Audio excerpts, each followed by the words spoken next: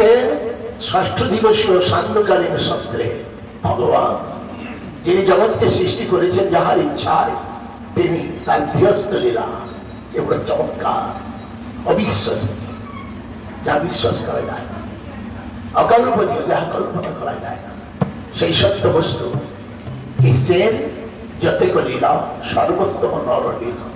তাই তাহার এই দিব্য কৌতুক আবৃত কৌতুকযুক্ত এই লীলা শ্রবণ করার আগে তাহার চরণে একটু দণ্ডবোধ প্রণাম করে স্তুতি করুন। সবাই আপনারা যোগ দিন। বলো জয় জয় রাধে, জয় জয় শ্যাম, জয় জয় শ্রী বৃন্দাবন ধাম। জয় রাধে, জয় জয় শ্যাম, জয় জয় শ্রী বৃন্দাবন ধাম। জয় জয় রাধে, জয় জয় শ্যাম, জয় জয় শ্রী বৃন্দাবন ধাম। জয় রাধে, জয় জয় শ্যাম, জয় জয় শ্রী বৃন্দাবন ধাম। জয় জয় রাধে, জয় জয় শ্যাম, জয় জয় শ্রী বৃন্দাবন ধাম।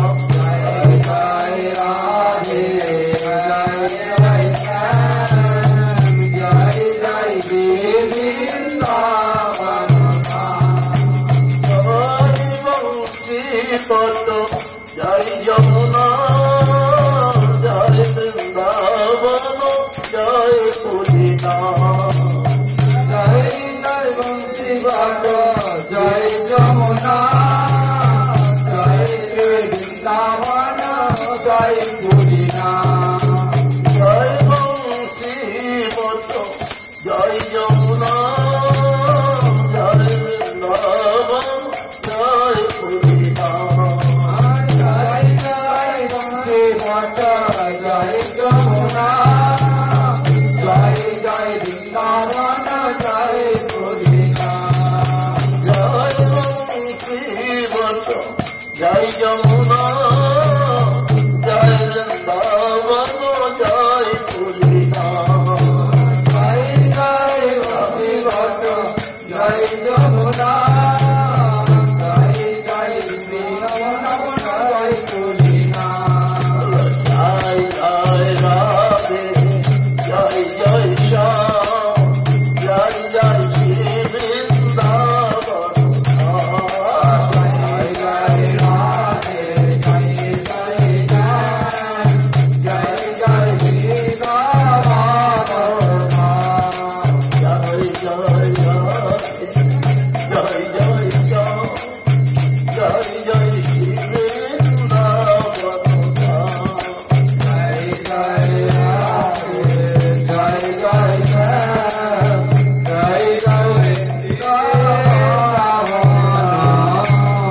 वृंदावन बिहारी कृष्ण भगवान की, तदीय दिव्य लीला की, तदीय भक्तवृंद की, आज के रामंद की। बोलो जय जय श्री राधे श्याम। अथ पंचपंचाशत्तमोऽध्याय शिशुपाठ।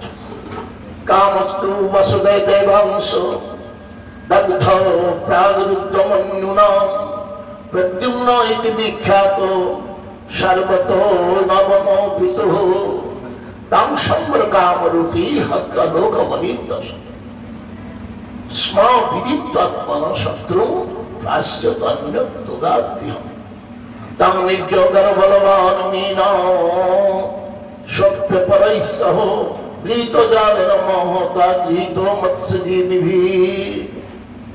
परम करुणामय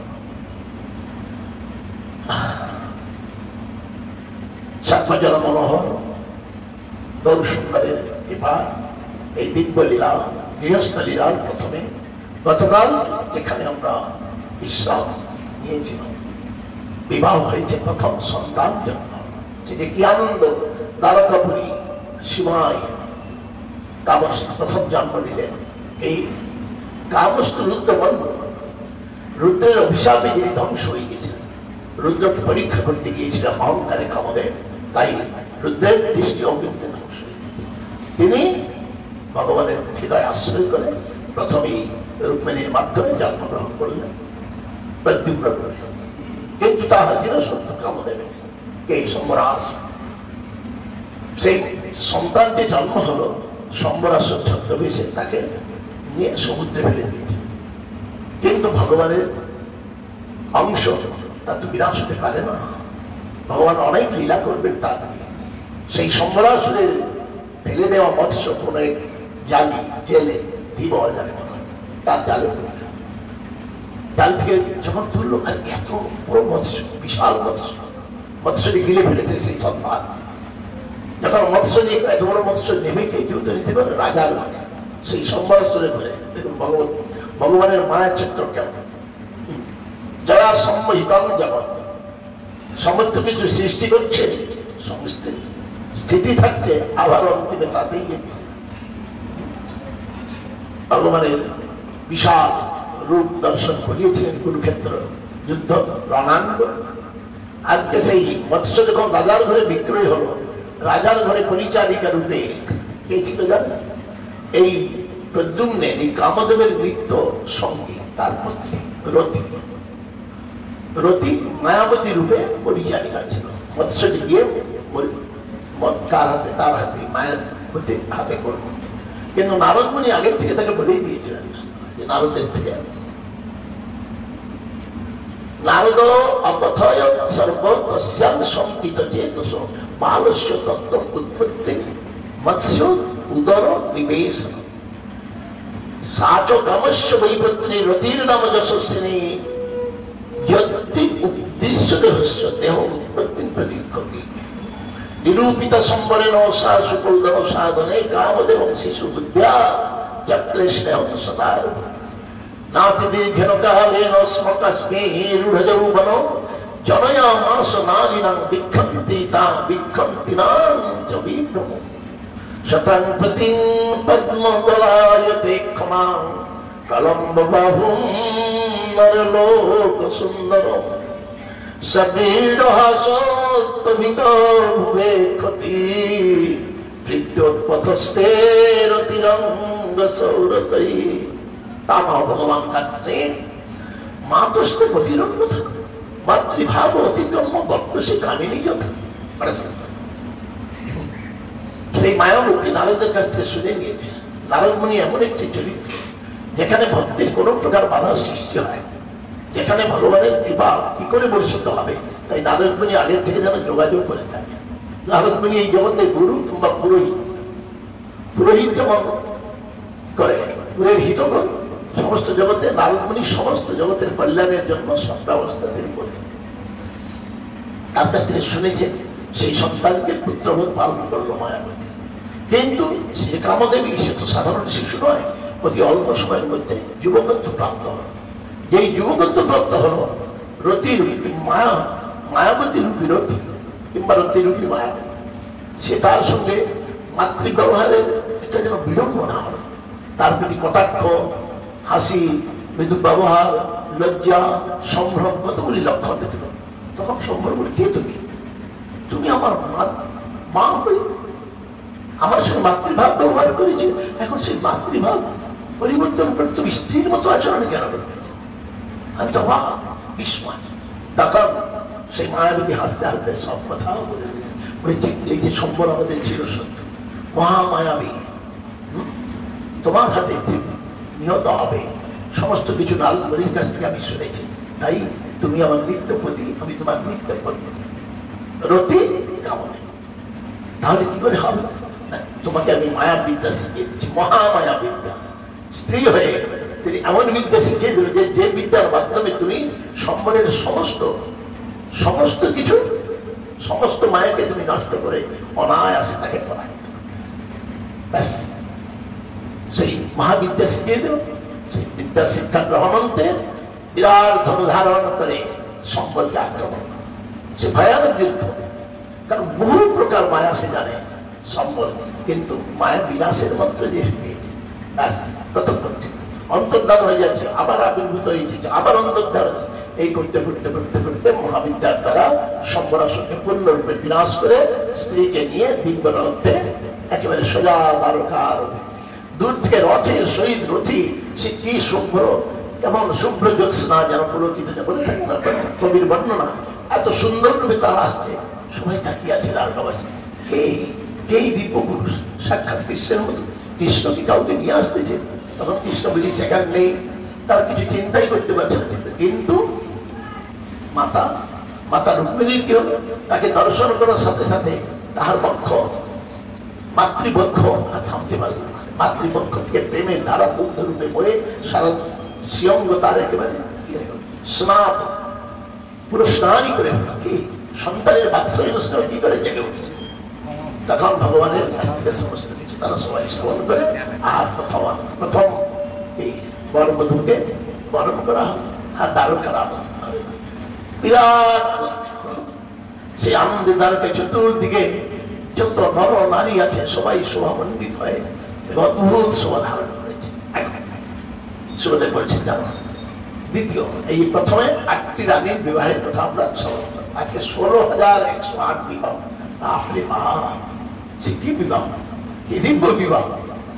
সমস্ত জগৎ যাহার অঙ্গুলি হ্যান্ডেল হচ্ছে, তিনি আবার বিবাহ করছেন। বিবাহ নরলীলা, কৃষ্ণের যত লীলা সর্বোত্তম নরলীলা, তাকে একমাত্র প্রেমী ভক্তই বুঝতে পারে। আর যারা কর্মনিষ্ঠ ভক্তি যারা, তারা তাহার কাছে নানা প্রকার যাচনা করে থাকে। আর যারা নাস্তিক, যারা ভক্ত নয়, তারা সাধারণ মনুষ্য জ্ঞানে তাকে অবহেলা করে থাকে। 3 প্রকার আজকে বলছি। সত্রাজিত শতময়ং কৃষ্ণায় কৃতকৈলিস সমন্তকেন মণিনা স্বয়ং দেবদত্তবান। যেমন পরিচয় সত্রাজিৎ বলে রাজা ছিল, তার কন্যা অত্যন্ত সুন্দরী কন্যা সত্যভামা, এবং সেই সত্যভামা আর তার সাথে একটি মণি ছিল, সমন্ত মণি কৃষ্ণকে বিবাহ দিয়ে মণি প্রদান করেছে। বড় আশ্চর্য। তখন জিজ্ঞাসা সত্যাজিত কি মকর ব্রহ্ম কৃষ্ণস্য কেলিস সমন্তক ভূতস্তস্য কস্মাৎ দত্তাসুতা। কেমন সেই সমন্ত মণি কোথা থেকে পেল, কেন সে দিল, কি আমাকে একটু দয়া করে জানতে। आसीत् सत्ताजित सूर्य भक्तस्य परमो सखा पीतस्तस्मै मणिं प्रदात् सूर्य तुष्ट। सत्ताजित सूर्यदेवेर भक्त, एकांत भक्त ছিলেন। তার ভক্তিতে সূর্যদেব সন্তুষ্ট হয়ে তাকে একটা দিব্য মণি প্রদান করেছিলেন, যার নাম হচ্ছে সমন্ত। সেই মণির প্রভাব এমনই প্রতিটি দিন 8 ভাগ সোনা প্রদান করতেন। ভার মানে বুঝলেন তো, কাঁধে নিয়ে আমরা ভার বহন করে থাকি, তবে আমরা কাঁধে যে ভার বহন করেন মাটির ভার, মাটি, কিন্তু সে কেমন ভার, সেটা কাঁধে বহন নয়, সোনা তো। সোনার ভার এই যে স্বর্ণ দোকানে তাদেরও কাটা থাকে, কাটা থাকে ছোট কাটা। 8 ভার প্রায় 16 কেজির মতো, 16 কিলোগ্রাম মতো সোনা, সেই হিসাব করে দেখা হচ্ছে এত সোনা। যাই হোক, 8 ভাগ ছোট্ট ভাগ, প্রতিদিন 8 ভাগ সোনা প্রদত্ত।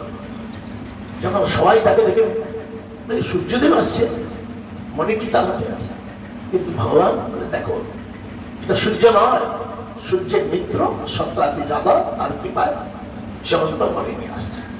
যখন আসলো সত্রাজি সুধর্মার সভায় ভগবানকে প্রণামী করলো, তখন দেখো সত্রাজি আমরা প্রজা, এই মণি আমাদের জন্য নয়, মণি হচ্ছে রাজা, তুমি রাজাকে প্রদান করো। সত্রাজি বাহ, আমি সূর্যের পূজা করলাম, আমি পেলাম সমন্তর মণি, আমি রাজাকে দেবো কেন? আমি দেব, ঠিক আছে। ভগবান উপদেশ দিতে থাকেন, যে উপদেশ যে মানে সে ভগবানের নিকটে থাকে, যে উপদেশ না মানে তার বিনাশ অবশ্য হয়। পরিণামে কি হল, সত্রাজিৎ মণিটিকে গৃহে রেখেছে, প্রতিদিন 8 বার করে সোনা পাচ্ছে। তার এক ভাই ছিল, সে ভাইটি কৌতুকে সেই মণি নিয়ে পালিয়ে গেছে, বনে পালিয়ে গেছে। কিন্তু তার সঙ্গে মণিটা চকচক করছে, তাকে এক সিংহ দেখে গলাটা,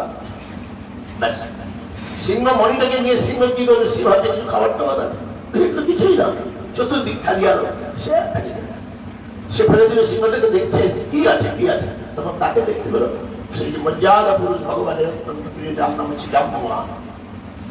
জাম্বুয়ান এক গুহার মধ্যে ছিল, হঠাৎ গুহা থেকে বেরিয়ে এসে দেখে এত সুন্দর মণি। তখন জাম্বুবান অনায়াসে সিংহকে বধ করে মণিটি দিয়ে তার সন্তানদের পেটে নিয়ে খেলা ব্যাস চলছে রহস্য। এদিকে সত্যজিৎ আমার মণিকে নিল সারা দ্বারকা। তখন মানুষ যখন কোনো জিনিস না পায় কানে ফিস করে, নানা প্রকার সমালোচনা করে। সত্যজিৎ সবাই যখন দেখো আমাকে কৃষ্ণ বলেছিল মণিটা উল্লসে দিয়ে দিয়েছে, আমি দেইনি বলে এই কৃষ্ণই মণিটা চুরি করে স্বয়ং ভগবান। লীলাটা কেমন চমৎকার! যে ভগবান ত্রিলোকিত অধীশ্বর, যার ইচ্ছায় ত্রিলোক সৃষ্টি হয়ে থাকে, যার ইচ্ছায় এই সমস্ত যা কিছু দেখতেছি, তাহার নিকটে থেকে তাকে চোর বলতে কোন প্রকার অবহেলা করল না। এই হচ্ছে ভগবানের মায়া। সত্যজিৎ সবাই করে কৃষ্ণই লুকিয়ে রেখেছে, কিন্তু চুরি করে নিয়েছে। এখন মানুষের মনে একান ওকান করতে কৃষ্ণ তারে বলে আমি মনি নিব। এইরকম লক্ষ কোটি মনি তো আমি এক মুহূর্তে তৈরি করে দিতে পারি, আমি মনি চুরি করবো। দেখুন দ্বারকা লীলায় এটা কি করে কি হতে পারে? আমরা ওই প্রকার এটা বলা হয়েছে কারণ লোক শিক্ষার জন্য। আমরা যদি সাক্ষাৎ ভগবানের কাছে থাকি তবুও ভগবানকে দোষ দিচ্ছি। দেখো না ভগবানের বিচার, দেখো শিক্ষা ফলশ্রুতি। ভগবানের নিকটে থেকেও ভগবানকে নিন্দা করতে আমরা পশ্চাৎপদ হই না। কয়েকটি ঘটনা আজকে আছে। তখন ভগবান 2-3 জনকে নিয়ে আচ্ছা চলো কোথায় দেখি মণিটা আছে। তিনি সর্ব অন্তর্যামী, কিন্তু নরলীলা তাকে কি খুঁজতে হয়? ভগবান কি কোনো কিছু খুঁজতে হয়? সে ইচ্ছা করলে তো তার শক্তি, তার যে অনন্ত শক্তি, যে কোনো শক্তি মণিটাকে প্রবণ নরলীলা। আমাদের সিদ্ধান্ত রত্নে বৈষ্ণব দর্শনে একটি সূত্র আছে যে ঐশ্বর্যস্য প্রকাশে অপ্রকাশিত নরলীলা নাধিকম। ভগবান ঐশ্বর্য মাধুর্যের সমস্ত কিছু মূল আকর্ষণ, কিন্তু তবুও তিনি এই ভৌমলীলার সময় নরলীলা নধিক্রম। তিনি মনুষ্য মানে বাস্তব মনুষ্যের মতো সমস্ত কর্ম করেছেন। তিনি যদি মুহূর্তের মতো চিন্তা করতেন মনে তো এসে পৌঁছে যেত না। লীলাময়, লীলা করে তিনি সুখ পান। এখন কয়েকজনকে নিয়ে বনে গিয়ে দেখলো সিংহ মরে পড়িয়েছে। তখন বুঝতে পারলেন ঘটনা। আচ্ছা তোমরা এক কাজ করো, এখানে একটা গুফা আছে, আমি গুফার মধ্যে যাচ্ছি, তোমরা এই গুফার মুখে অবস্থান করো, আমি আসলাম। দেখা হলো জাম্বুবানের সঙ্গে। জাম্বুবান চিনতে পারলেন না। জাম্বুবানের ভক্ত ভগবানের কি হল? দিব্য মিলন। কি মিলন? গদা যুদ্ধ করছে জাম্বুবান ভগবানের সঙ্গে। 12 দিন পর্যন্ত দেখুন ভগবান যাদেরকে গেটে গুফার মুখে উঠে গেলেন, 12 দিন পরে বলে ভাই এই কৃষ্ণকে মেরে ফেলেছে। মতিভ্রম কাকে বলে? 12 দিন হয়ে গেল আর বাঁচে নেই। তারা সেই গুফার মুখে একটা পাথর দিয়ে তারা চলে আসলো দ্বারকায়। সমস্ত দ্বারকা কান্নাকাটি করছে। দ্বারকার প্রত্যেক জনে কৃষ্ণ চলে গেল, কৃষ্ণই হল আমরা তাকে নিয়ে থাকি, যেন জীবন থাকতেও তারা যেন মরা। তার সঙ্গে যুদ্ধ করেছিলেন 27 দিন। 27 দিন যুদ্ধ করে জাম্বুবান ভগবানের কৃপায় জানতে পারলেন এই সে মর্যাদা পুরুষ রামচন্দ্র প্রভু আমাকে কৃপা করার জন্য এসেছে। তখন তাহার চরণে নিজে সম্পূর্ণরূপে উলণ্ঠিত হয়ে ক্ষমধ্বম আমি ক্ষমা করে দাও। ভগবান তো ক্ষমাশীল, কিন্তু সবাইকে ক্ষমা করতে চায়। যুদ্ধ করার তোমার ইচ্ছা ছিল, তুমি একটু শখটা মিটিয়ে দিলাম, বলে রহস্য ভগবান। কিন্তু আমি যে অপরাধ করেছি, মুনি ঋষিগণ ব্রহ্মা পর্যন্ত যাহার চরণ আশা করে না, আমি তার সঙ্গে যুদ্ধ করেছি। ধিক্কার আমার, কি করে সন্তুষ্ট করবো? কিছু তো নেই। আমার একটা সুন্দরী কন্যা আছে, জাম্বুবানের কন্যার নাম হচ্ছে জাম্ববতী। এইটিকে আপনাকে দয়া করে আপনি গ্রহণ করুন, মনি নেন আমার কন্যাকে। কন্যাটি হচ্ছে যৌতুক। মনিটা ফিরিয়ে দেবে, কন্যার পাশে জাম্ববতীকে নিয়ে আসলে ভগবানকে বিবাহের ইচ্ছা আছে। কেউ যদি শ্রদ্ধা সহিত কোনো কিছু প্রদান করে তিনি কাউকে ফিরিয়ে দেন। আর শ্রদ্ধা ছাড়া অশ্রদ্ধায় বহু বস্তু যদি কেউ দেয় ভরপুর হয়, তাতে ভগবান একবার ফিরেও তাকান নাই। যদি ধৃতরাষ্ট্রের ঘরে অত সুন্দর মিঠাই, কন্যা মিঠাই সাজানো আছে, অত সুন্দর বিছানা আসছে, একেবারে স্নিগ্ধ, তাকে ত্যাগ করে বিদুর ডাকে নেই, বিদুরের ঘরে পৌঁছে। সেই বিদুরের চরিত্র আজকে বিদুরের চরিত্র এই বিদুরের যার ঘরে তিনি বিনা যাচনায় বিনা প্রার্থনায় তিনি গিয়েছিলেন শাক ভাজি। হ্যাঁ, উড়িয়া ভাষায় বলতে থাকে, ভক্ত বিদুর কি তপস্যা করিল তার শাক ভাজা খেলে তুমি, আর আমি ভক্তা ধাম এত প্রকার 56 প্রকার বস্তু নিয়ে আমি দাঁড়িয়ে আছি, তুমি আমার দিকে একবার তাকালে না। ঠিক আছে, জাম্বুয়ানকে শ্রদ্ধা বন্ধন নিয়ে আসেন, তাহলে জাম্বুবতী হবে, বলেছেন যখন গ্রহণ করার জন্য। ঠিক আছে, এখন মণিকে নিয়ে এসে সত্যজিৎকে বলে নাও তোমার মণি। আর লজ্জা কোথায় যায়, কি করবে? সেই সত্যজিৎ চতুর্থীকে কি করে দিয়েছিল কৃষ্ণ মণি চোর। মণি যখন শোয়ার সামনে সুধর্মের সময় ফিরিয়ে দিচ্ছেন আর মুক্তি তুলতে পারে না। কালকে থেকে একে মুখ দেখাও, এই অপরাধ করলাম, কি করে মুখ দেখাও?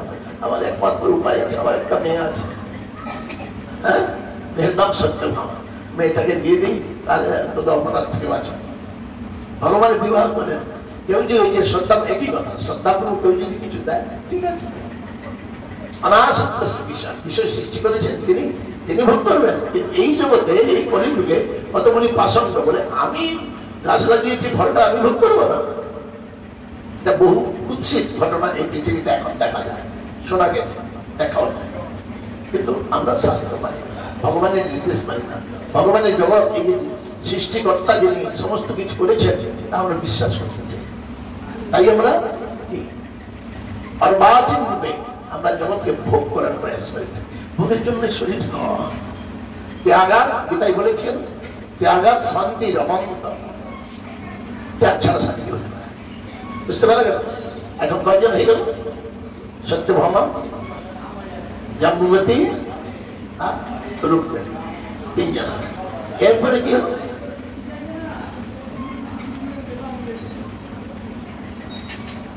এরপরে কয়েকজনকে তিনি সত্যভামাকে পেলেন।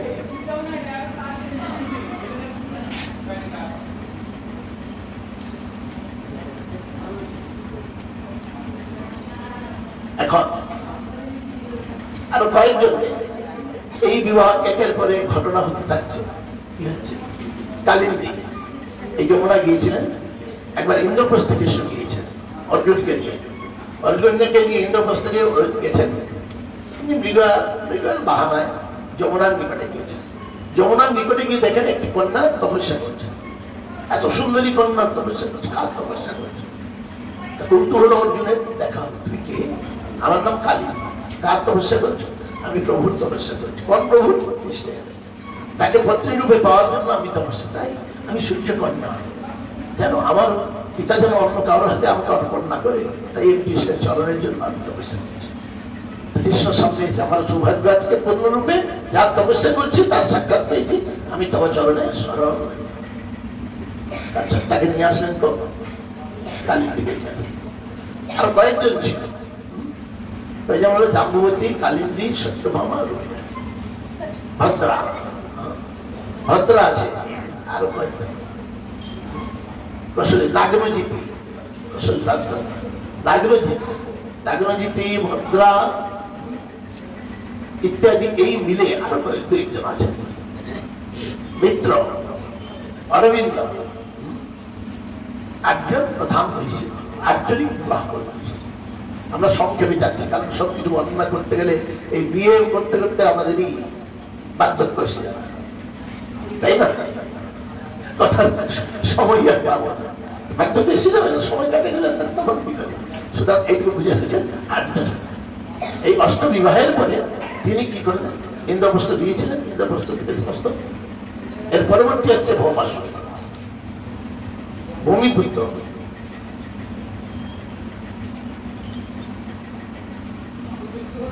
বৃন্দা অরবিন্দর মাধ্যমে তিনি পেয়েছিলেন পরম সুন্দরী কন্যা, কত স্বয়ংবর হয়েছিল, নাগরজিৎকে বিবাহ করেছিলেন এই সমস্ত।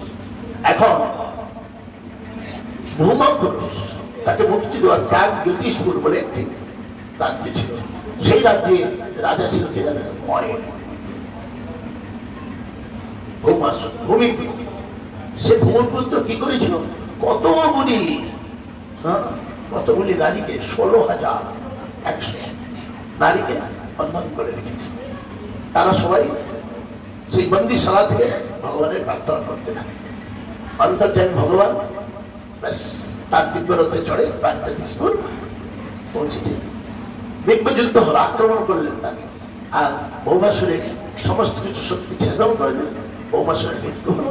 পৃথিবী স্তুতি করলেন ভগবানের, আর পৃথিবী স্তুতি করে ক্ষমা চাইলেন, ভগবানের ক্ষমা করলেন। এখন তখন গিয়ে সেই বন্দিশালায় 16,100 কন্যা সবাই ভগবানের চরণে ভূমিদেবী প্রার্থনা করার পরে নমস্তে দেবদেবে শঙ্খচক্র গদাধর ভক্ত চোপাত্র রূপায় পরমাত্মা নমস্তুতে নমো পঙ্কজনাভায় নমো পঙ্কজমালিনে নমো পঙ্কজনেত্রায় নমস্তে পঙ্কজান্ধ্রে নমো ভগবতে তুভ্যং বাসুদেবায় বিষ্ণবে পুরুষায় দিবিজায় পূর্ণবোধায় তে নমঃ। ভূমি স্তুতি করলেন, ভূমিদেবকে ক্ষমা করলেন। সেই 16,100 নারীকে বন্ধন মুক্ত করে দ্বারকা চলো সবাই, কত রথে সবাইকে নিয়ে যাবে। এখন একবার ঘটনা হয়েছিল কি, দত্তা সুরেন্দ্র ভবনং দত্তা দিত্যে কুণ্ডলে পূজিত স্ত্রী দশ রেণ সহদ্রণ্যাচ